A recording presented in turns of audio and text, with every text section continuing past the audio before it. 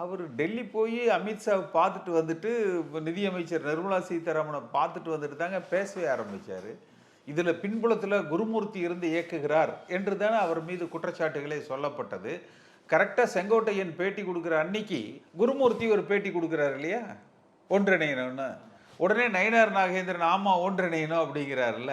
என்ன சர்மா இவ்வளவு அப்பாவியா இருக்கிறீங்க, அப்பாவி ஜேர்னலிஸ்டா இருக்கிறீங்க நீங்க.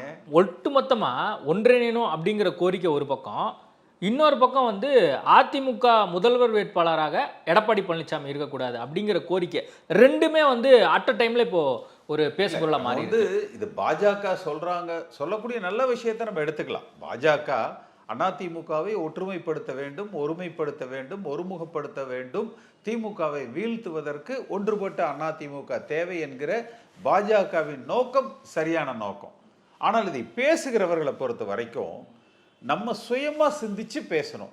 நீங்க ஒன்றும் இல்லை, அந்த பாடி லாங்குவேஜ் நேற்று 5ஆம் தேதி செங்கோட்டையன் பேசுனதை அப்படியே எடுத்து போட்டு பாருங்க, இன்னைக்கு அவர் ஏர்போர்ட்ல பேசுனதே போட்டு பாருங்க.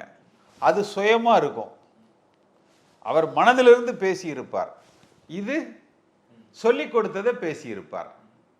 அப்ப இந்த ரெண்டு ஒருத்தர் அதை பார்க்கையிலேயே நமக்கு வந்து தெரிஞ்சிடும், இவர் சுயமா பேசுறாரா இல்ல சொல்லிக் கொடுத்து பேசுறாரா.